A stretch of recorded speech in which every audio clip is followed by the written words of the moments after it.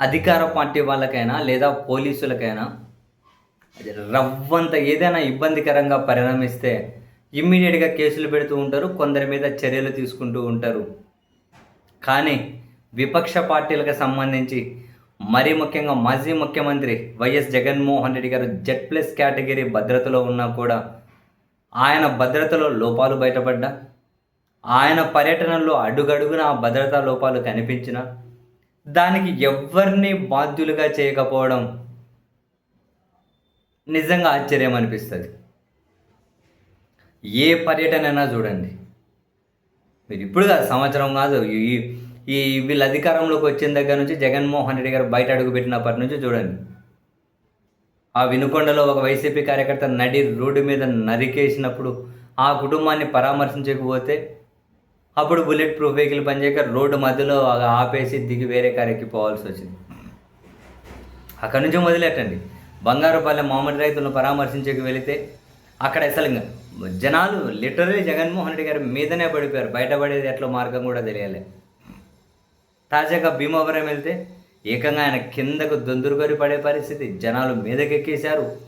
ఇంకా ఆయన అక్కడి నుంచి వెళ్ళేటప్పుడు అయితే సెల్ఫీలు తీసుకునే క్రమంలో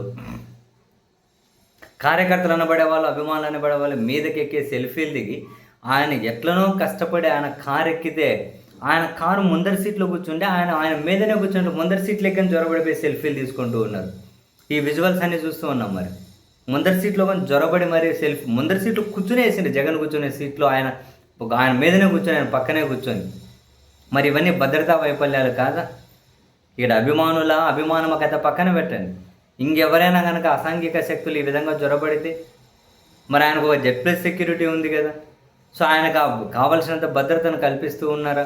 ఒకవేళ భద్రతను కల్పించుకుంటూ పోతే మరి ఇటువంటి పరిస్థితులు ఎందుకు వచ్చాయి? ఆయన అవన్నీ నవ్వుతూ ముందుకెళ్తూ ఉండొచ్చు. ఆయనకు లోపల ఎలా ఉన్నా నవ్వుతూనే ముందుకు సాగిపోతూ ఉండొచ్చు. కానీ పోలీసులు వాళ్ళ డ్యూటీ కదా. జెడ్+ సెక్యూరిటీ ఉన్న వ్యక్తికి ఇటువంటి పరిస్థితులు ఏంటి? అసలు లిటరల్లీ ఆయన కారులో ఆయన సీట్లో కూర్చుంటే సీట్లోకి వెళ్ళిపోయి సెల్ఫీ తీసుకుంటూ ఉన్నారు. ఇవన్నీ భద్రతా వైఫల్యాలు కాదా? దీనికి ఎవరూ బాధ్యత వహించరా? దీనికి ఏమీ పోలీసుల దగ్గర నుంచి సమాధానం రాదా? ఎంత ప్రమాదకరం ఎట్లయితే ఏంటో జగన్మోహన్ రెడ్డి గారికి ఆ విపక్ష నేత అయితే ఆయనకి ఎన్ని భద్రతా వైఫల్యాలు వచ్చినా కూడా అదంతా అధికారంలో ఉన్న వాళ్ళకి ఏమైనా సరదాగా భావిస్తే రేపు ఎవరికైనా అదే పరిస్థితి రావచ్చు కదా.